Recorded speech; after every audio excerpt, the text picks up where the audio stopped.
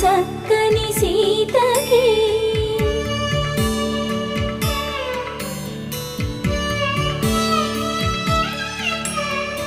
ఎర్ర జాబిలి చేయి రాముడేడని అడుగుతుంటే చూడలేదని పెదవి చెప్పే చెప్పలేమని కనులు చెప్పే నల్ల పూసైన